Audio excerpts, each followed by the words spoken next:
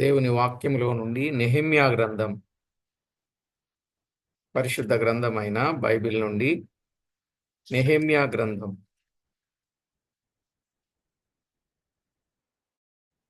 9వ అధ్యాయం మొదటి నుండి 4 వచనాలు మనం చదువుకున్నాం. నెహెమ్యా గ్రంథం 9వ అధ్యాయం మొదటి నుండి 4 వచనాలు. ఈ నెల 24వ దినమందు ఇశ్రాయేలీలు ఉపవాసముండి గోనెపట్టలు కట్టుకొని తల మీద ధూళి పూసుకొని కూడి వచ్చిరి. ఇశ్రాయేలీలు అన్యజనులందరిలో నుండి ప్రత్యేకింపబడిన వారై నిలువబడి తమ పాపములను తమ పితరుల పాపములను ఒప్పుకొనిరి.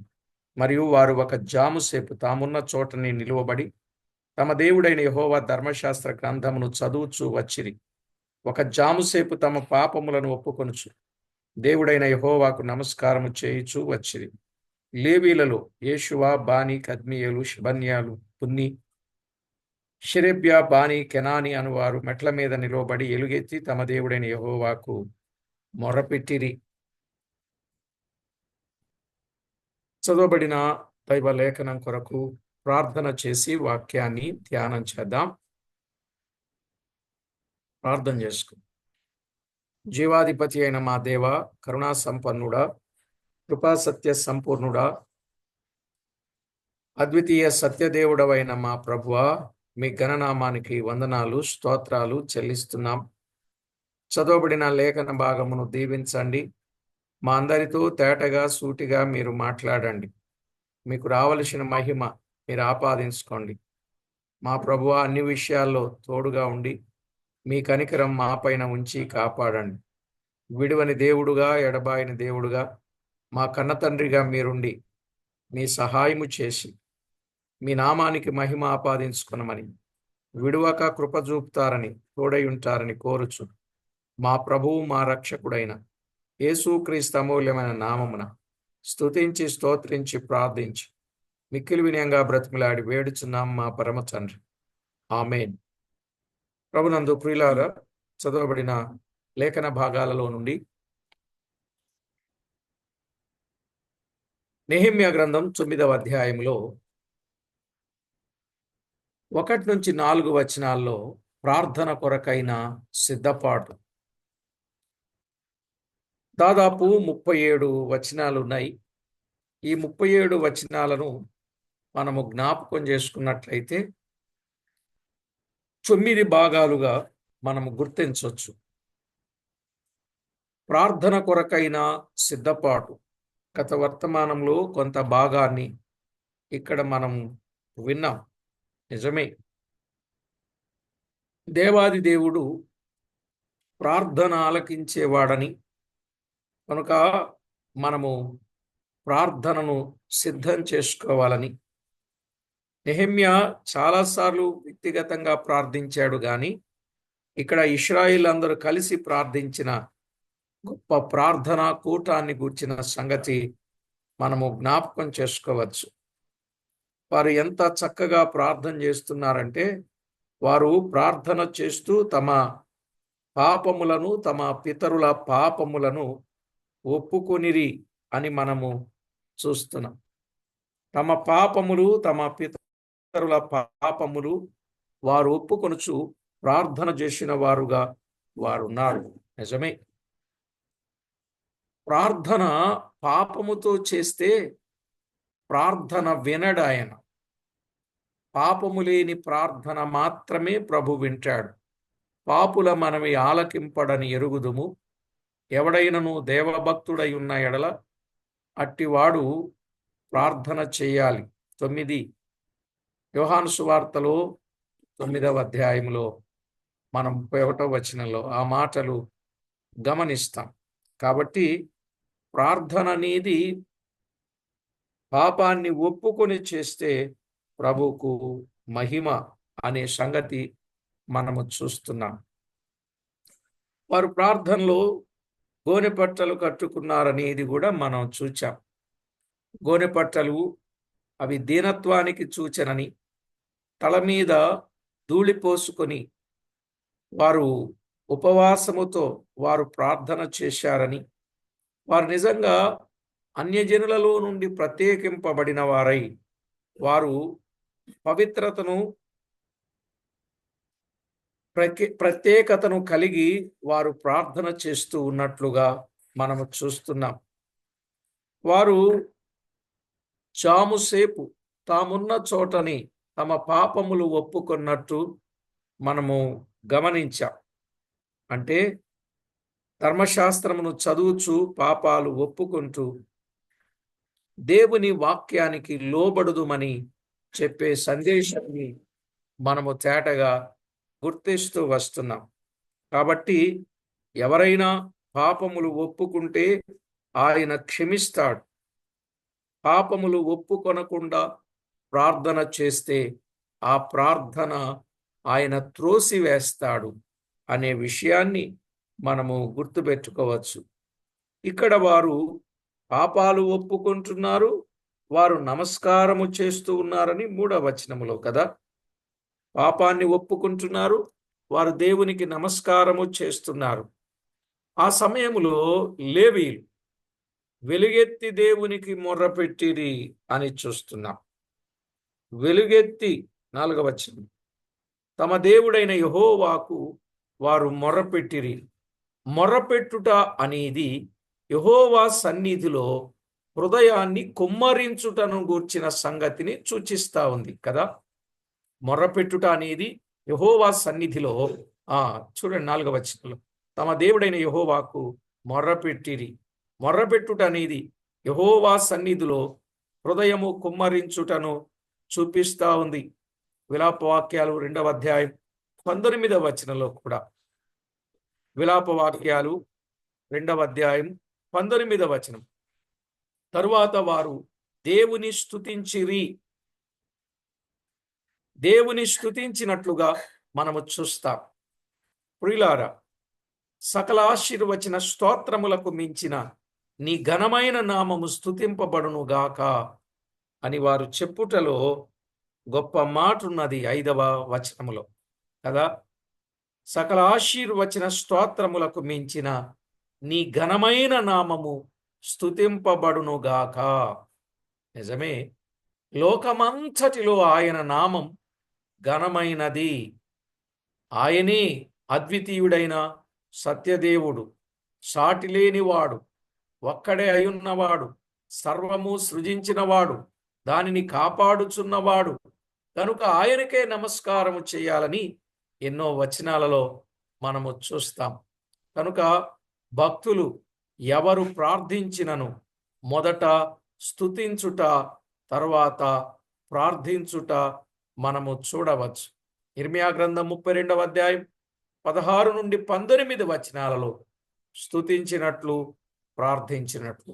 రాజుల మొదటి గ్రంథం 8వ అధ్యాయం 22, 23 వచనాలలో స్తుతించినట్లు, ప్రార్థించినట్లు మనము చూడగలం.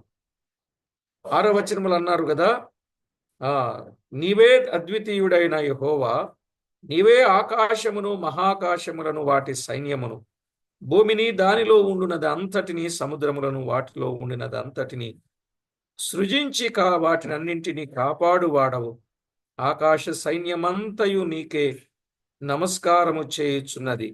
దేవా యెహోవా, అబ్రామును ఏర్పరచుకొని కల్దీల ఊరను స్థలము నుండి యువతకు అతను రప్పించి అతనికి అబ్రహామును పేరు పెట్టిన వాడవు నీవే. 7, 8 వచనాల్లో చదువుకుందాం.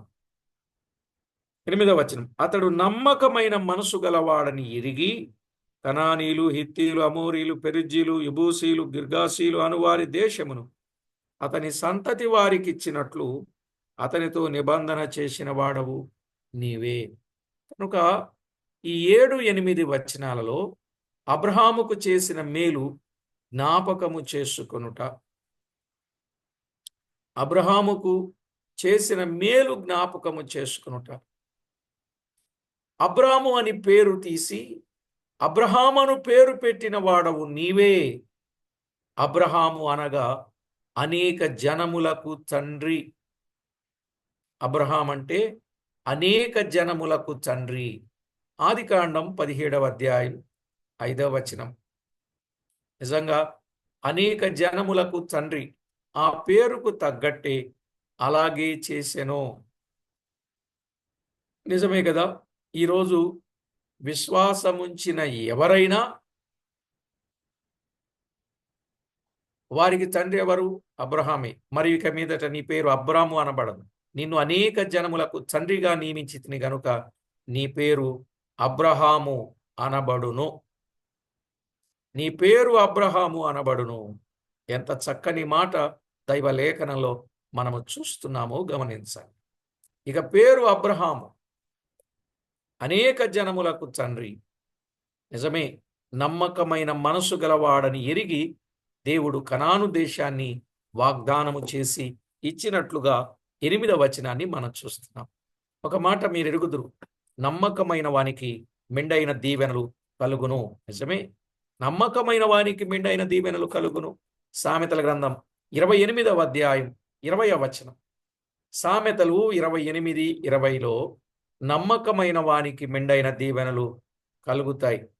మత్తయి 24:45 నుండి 47, మత్తయి 24:45 నుండి 47, అలాగే 25:21. నమ్మకమైన వానికి మెండైన దీవెనలు కలుగుతాయి. దానియేలు నమ్మకస్తుడు గనుకనే ప్రధానులలో ప్రఖ్యాతి నొందిన వాడయ్యాడనే సంగతి మనం ఎరుగుదాం కదా. దానియేలు గ్రంథం 6వ అధ్యాయం 3-4 వచనాలు. కనుక నమ్మకంగా అబ్రహాము ఉన్నాడు, నమ్మకంగా అనేక మంది భక్తులు ఉన్నారు, దానియేలు ఉన్నాడు. యేసేపు కూడా నమ్మకంగా ఉన్నాడు.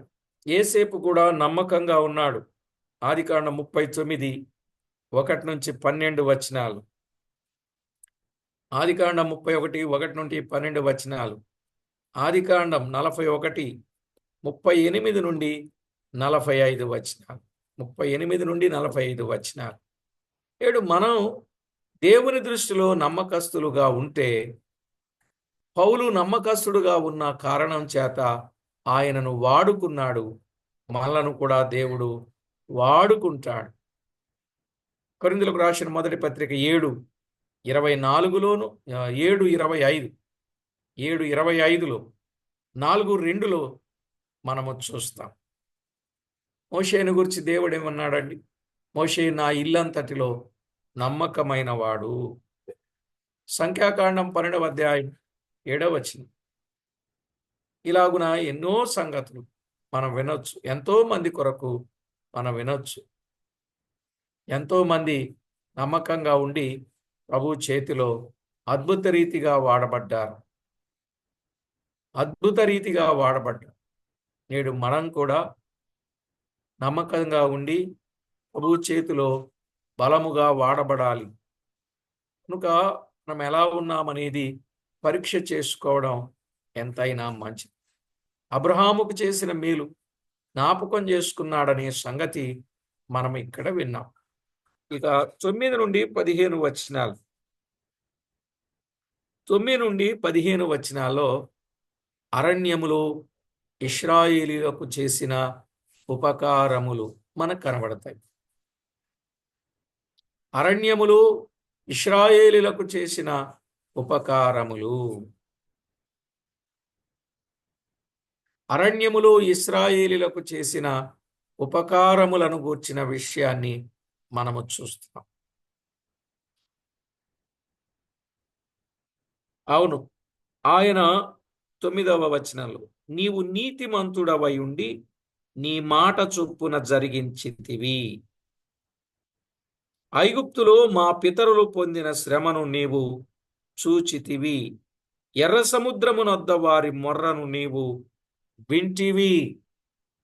ఈ మాట మీరు గమనించాలి. ఆయన నీతిమంతుల మొర్ర వింటాడు, వారి మాట చొప్పున ఆయన జరిగిస్తాడు. నిజమే, ఐగుప్తులో ఉన్న ఇశ్రాయేలీయుల శ్రమను చూచాడు. చూచే క్రియలు మహత్కార్యాలు చేసి వారిని విడిపించుట వలన, ఎర్ర సముద్రము వద్ద వారి మొర్ర వినుట వలన ప్రసిద్ధి నొందినట్లుగా చూస్తాం. 9-10 వచనాలు. 9, 10 వచనాలలో మనము గమనిస్తాం. సరే, నిర్గమాకాండం 9వ అధ్యాయం 16వ వచనంలో, సమూయేలు మొదటి గ్రంథం 6వ అధ్యాయం 6వ వచనములో, సమూయేలు మొదటి గ్రంథం 6వ అధ్యాయం 6వ వచనములో, యెహోషువ 2వ అధ్యాయం 10, 11 వచనాల్లో ఆయన చేసిన కార్యాలు గమనిస్తాం. గొర్రెపిల్ల రక్తము ద్వారా వారిని విడిపించినట్లు అద్భుతాలు చేశాడు, సూచక్రియలు చేశాడు. అంటే మొరలను ఆలకించాడు గనుక ఆ మొర్ర ఆలకించిన ప్రభువు వారికి మేలు చేసిన వాడుగా ఉన్నాడు. ఆయన వారిలో అద్భుత కార్యములు చేయగా వారు ఈ జనులను పోనిచ్చిరి. అదుగో, ఆయన వారిలో అద్భుత కార్యములను చేయగా అనే మాట చూస్తున్నాం. దేవుడు తన ప్రజల పట్ల ఎన్నో అద్భుత కార్యాలు ఆయన చేశాడు. అందువల్ల వారిని పోనిచ్చినట్లుగా చూస్తున్నాం. సరే, నిర్గమాకాండం 12వ అధ్యాయం 7వ వచనం, 13వ వచనం. నిర్గమాకాండం 12వ అధ్యాయం 7వ వచనం, 13వ వచనం. సర్లే, మనలను అయితే ఆయన స్వరక్తము ద్వారా పాపముల నుండి విడిపించాడు. వారినేమో గొర్రెపిల్ల రక్తము ద్వారా విడిపించాడు. ఈనాడేమో యేసుక్రీస్తు స్వరక్తము ద్వారా మన పాపముల నుండి మనలను విడిపించాడు. అవును, దైవ లేఖనంలో మనము తేటగా గమనించాల్సిన సత్యం. వారిని ఎర్ర సముద్రములో ఆరిన నేలను నడిపించాడు ప్రభు. ఎంత గొప్ప సంగతి అండి! 11వ వచనంలో వారిని ఆరిన నేలను నడిపించాడు. హెబ్రీ పత్రిక 11:29లో ఇది బాప్తిస్మముగా చెప్పబడింది. ఆ రోజుల్లో వారికి బాప్తిస్మముగా చెప్పబడింది. కొరింథీయులకు రాసిన మొదటి పత్రిక 10వ అధ్యాయం 12వ వచనంలో, వారు గొర్రెపిల్ల రక్తములో విమోచింపబడి ఎర్ర సముద్రములో బాప్తిస్మము పొంది సంతోషముగా వెళ్ళిపోయిరి అని ఆ రోజుల్లో పరిస్థితిని బట్టి మనం చూస్తున్నాం. ఐగుప్తీయులు గొర్రెపిల్ల రక్తములో విమోచింపబడకుండానే సముద్రములో దిగి శవాలైపోయిరి. ఇది ఒక పాఠం. ఐగుప్తీయులు గొర్రెపిల్ల రక్తములు విమోచింపబడకుండా ఏమయ్యారు? వారు సముద్రములో దిగారు. దిగేమయ్యారు? శవాలైపోయారు. కనుక ప్రియులారా, మనం కూడా విమోచించబడకుండా, క్రీస్తు యేసు రక్తములు కడుగబడకుండా బాప్తిస్మము పొందితే కరెక్ట్ కాదు. క్రీస్తు యేసు రక్తములు విమోచింపబడిన వారే బాప్తిస్మము పొంది ప్రభు కృపలో సాగాలి. అపోస్తలుల కార్యాలు 2వ అధ్యాయం 41, 42 వచనాలు, క్రీస్తు రక్తములు విమోచింపబడకుండా బాప్తిస్మము పొందిన వారు శవాలుగానే కనబడుచున్నారు. శవాలు అంటే ఇక దైవ కార్యాలు, అంటే దేవుని కార్యాలు వారిలో లేకపోతే శవాలే. అది కూడా ఒక మాట ఆధారంగా చెప్పొచ్చు. యాకోబు పత్రిక 2:26లో ఒక మాట ఉంది కదండి,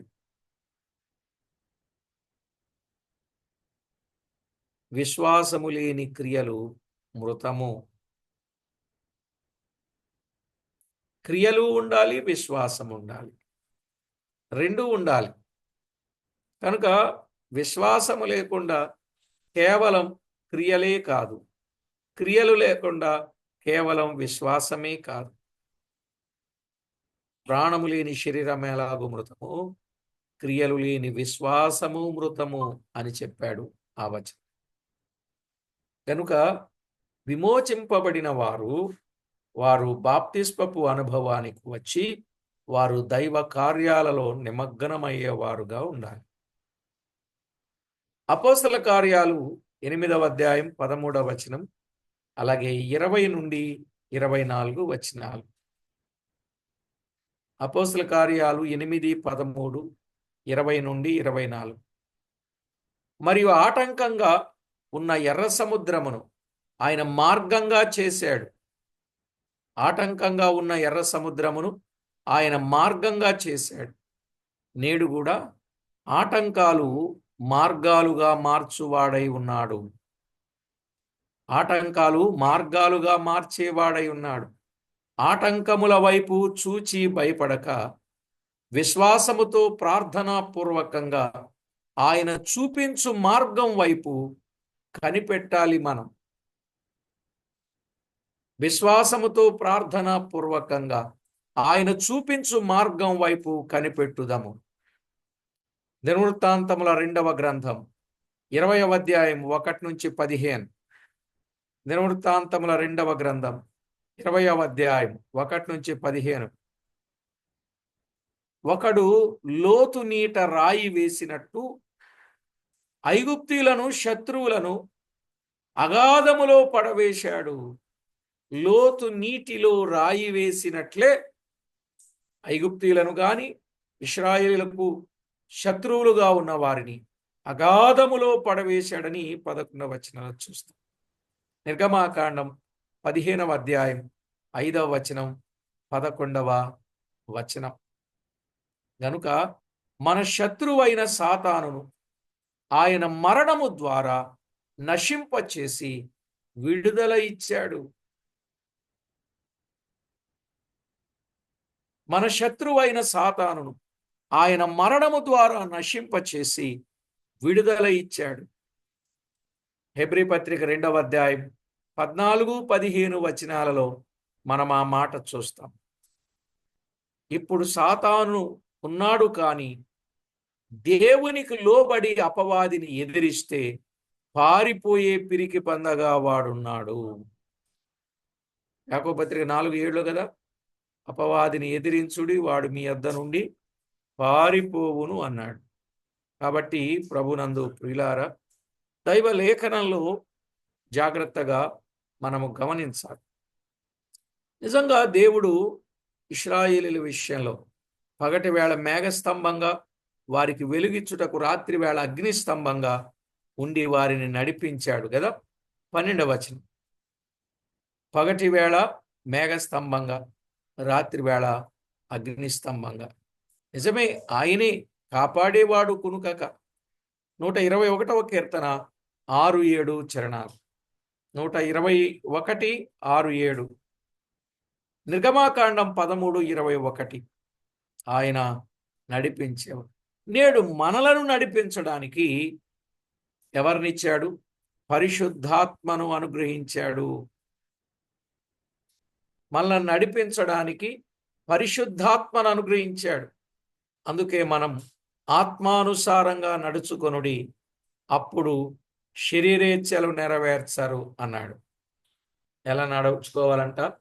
ఆత్మానుసారంగా నడుచుకుంటే అప్పుడు మనము శరీరేచ్ఛలు నెరవేర్చు. మనము ఆత్మను అనుసరించి జీవించు వారమైతే క్రమముగా నడుచుకుందాము అన్నాడు. ఆత్మను అనుసరించి జీవించు వారమైతే క్రమంగా నడుచుకుంటాం. గలతీ పత్రిక 4వ అధ్యాయం 6వ వచనం. గలతీ పత్రిక 4వ అధ్యాయం 6వ వచనం, 5వ అధ్యాయం 16వ వచనం, 5వ అధ్యాయం 25-26 వచనాలు. నిజమే, క్రమముగా నడిపించేవాడు ఆయనే. సర్వసత్యములోనికి నడిపించేవాడు ఆయనే. యోహాను సువార్త 16:13. సర్వసత్యములోనికి నడిపించేవాడు ఆయనే. ఆయన ప్రార్థనలోను వాక్యములోను నడిపిస్తాడు. ప్రార్థనలో వాక్యములో నడిపిస్తాడు. రోమా 8:26. ప్రార్థనలో వాక్యములు నడిపిస్తాడు. కొరింథీయులకు రాసిన మొదటి పత్రిక 2వ అధ్యాయం 10-13 వచనాలు.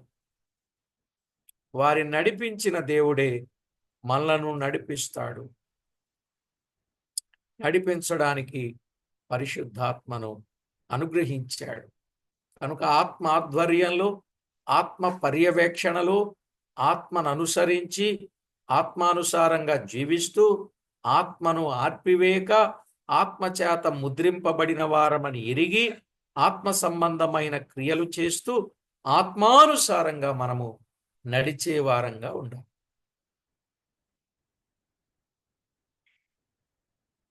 సరే, సీనాయి పర్వతం దగ్గర నీతియుక్తమైన విధులను సత్యములను మేలుకరమైన కట్టడలు ధర్మశాస్త్రం ఇచ్చాడని 13వ వచనం నెహెమ్యా గ్రంథంలో మనము చూస్తాం. సీనాయి పర్వతం మీదికి దిగివచ్చి ఆకాశం నుండి వారితో మాట్లాడి వారికి నీతియుక్తమైన విధులను సత్యమైన ఆజ్ఞలను మేలుకరమైన కట్టడలను ధర్మములను నీవు దయచేసితివి అని ఉంది కదా.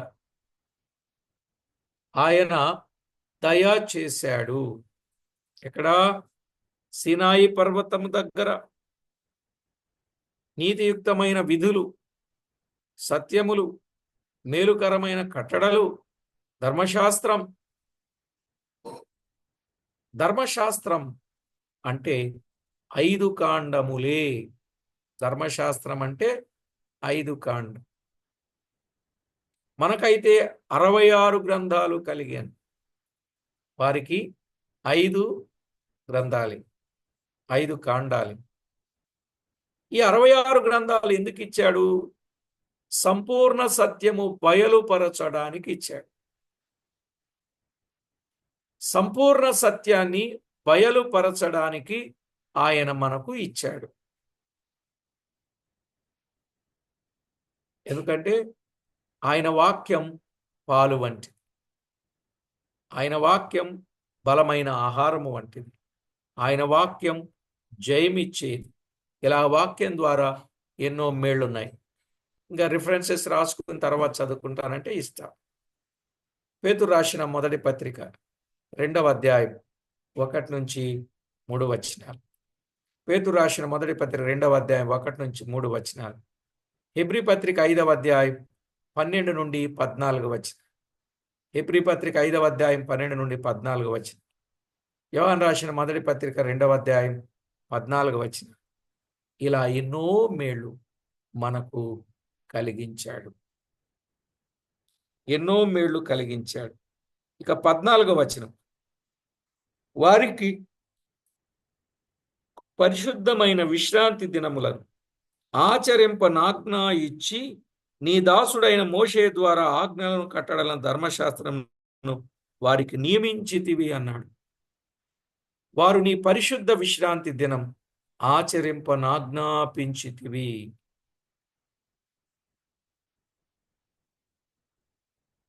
ఈ 14వ వచనము నుండి మనము కొన్ని విషయాలు ఆలోచన చేస్తే, ఈ భాగములో ఆయన విశ్రాంతి దినమును ఆచరించమని ఇచ్చినట్లుగా చూస్తాం.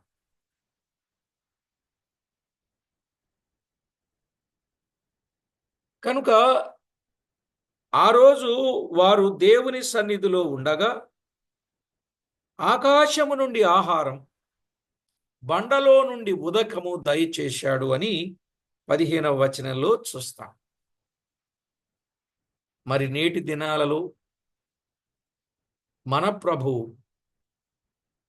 మనకైతే క్రీస్తే జీవాహారమై ఉన్నాడు. ఏ ఆహారం అండి? క్రీస్తే మనకు జీవాహారమై ఉన్నాడు. యోహాను సువార్త 6వ అధ్యాయం 47 నుండి 53 వచనాలు. కనుక మనం ఎప్పుడు కూడా ఆయనతో సహవాసం చేస్తూ ఆయన సహవాసములో ఉండి సంతృప్తి చెందాలి. ఆయనతో సహవాసము చేస్తూ మనము సంతృప్తి నొందాలి. కొరింథీయులకు రాసిన మొదటి పత్రిక 1:9 ఆనంద ప్రవాహములో నుండి రాగించుచూ ఉన్నాడు అన్నాడు. 36వ కీర్తన 8-9 చరణాలు. కనుక ఆహారంగా మారిన వాడాయని, ఆనంద ప్రవాహములోనిది రాగించేవాడు ఆయనే. అందుకే ఆయన చేసిన మేళ్లను తలపోసుకుని ఆయనకు మనం ఎప్పుడు మహిమ ఆపాదించాలి. ఈ తర్వాత 16 నుండి 21 వచనాలు తర్వాత పాఠంలో ధ్యానం చేద్దాం. ప్రియులారా, ఆ రోజు దేవుడు వారిని జ్ఞాపకం చేసుకున్నాడు. వారిని ఏమాత్రము విడువలేదు, ఎడబాయనూ లేదు. గనుక ఆనాడున్న దేవుడు ఈనాడు ఉన్నాడు. ఈనాడు మనతో ఉన్నాడు, మనలో ఉన్నాడు, మన పక్షంగా ఉన్నాడు, మనకు మేలు చేసేవాడుగా ఉన్నాడు. కనుక ప్రతి ఒక్కరూ ఇట్టి సత్యాలను జ్ఞాపకం చేసుకొని దేవునికి ఎంతో మహిమ ఆపాదించేవారుగా ఉండాలని ప్రేమతో మీకు మనవి చేస్తూ ప్రార్థన చేసుకుందాం. ప్రతి ఒక్కరూ కూడా ప్రార్థనలో ఏకీభవించండి. మన ప్రియ ప్రభు ప్రార్థనను ఆలకించేవాడు, ప్రార్థనకు జవాబిచ్చేవాడు. నిజంగా ఇశ్రాయేలీయులు చేసిన ప్రార్థనలు వారు పాపములు ఒప్పుకొనుచూ చేసి ఎంత ప్రయోజనాలను వారు పొందారో దైవ లేఖనాలలో మనము చూస్తున్నాం. కనుక ప్రతి ఒక్కరూ కూడా దైవ సన్నిధిలో ప్రార్థనల ద్వారా గొప్ప ప్రయోజనాలను పొంది ప్రభువుకు మహిమ ఆపాదిద్దాం. ప్రార్థన చేసుకుందాం. పరిశుద్ధుడవైన మా తండ్రి, పరమందు ఆసీనుడవైన మా దేవ, మీ ఘననామానికి స్తోత్రం. నెహెమ్యా గ్రంథములో నుండి అమూల్యమైన సంగతులు, ఆధ్యాత్మిక విషయాలు మీరు తేటగా మాతో మాట్లాడిన సంగతులను బట్టి మిమ్మల్ని ఎంతో స్తుతిస్తున్నాం. విడువని దేవుడుగా, ఎడబాయని దేవుడుగా, మా కన్న తండ్రిగా మీరున్నందుల కొరకై స్తోత్రం. మా ప్రియ ప్రభువా, మమ్మల్ని ఏమాత్రము విడువక ఎడబాయక మా పక్షంగా చేస్తున్న మేలులన్నింటిని బట్టి మిమ్మల్ని ఎంతో స్తుతిస్తున్నాం. మాకు జాలిన మా దేవుడవు, మా సహాయకుడవైన ప్రియ ప్రభుడవు. మా ప్రభువా, ఘనమైన మీ నామాన్ని స్తుతిస్తూ మహిమపరుస్తూ ఉన్నాం. మా ప్రభువా, ఏమాత్రము మమ్మను మీరు విడువని దేవుడవు, మాకెంతో మేలు చేసే దేవుడవు. అందుకై స్తోత్రములు. మా ప్రభువా, మీరు చూపిన ఉపకార మహోపకారములన్నింటిని బట్టి మిమ్మల్ని ఎంతో స్తుతిస్తూ ఈ సమయములో కూడికలో చేరిన ప్రతి ఒక్కొక్కరిని పేరు పేరున జ్ఞాపకం చేసుకోనమని, వారికి కూడా గొప్ప మేలులను మీరు అనుగ్రహింపచేయండి. మా ప్రభువా, మీ సమృద్ధిలో నుండి వారికి సహాయం అందించండి. మా దేవా, మీ ఆనంద ప్రవాహములోనిది వారికి త్రాగింపజేయండి. ప్రతి విషయంలో మేలు కలిగించి మహిమ పొందుతారని మా ప్రభు అయిన యేసు క్రీస్తు అమూల్యమైన నామమున స్తుతించి స్తోత్రించి ప్రార్థించి మిక్కిలి వినయముగా బ్రతికిలాడి వేడుచూ ఉన్నాం మా పరమ తండ్రి. ఆమేన్. ప్రభునందు ప్రియులారా,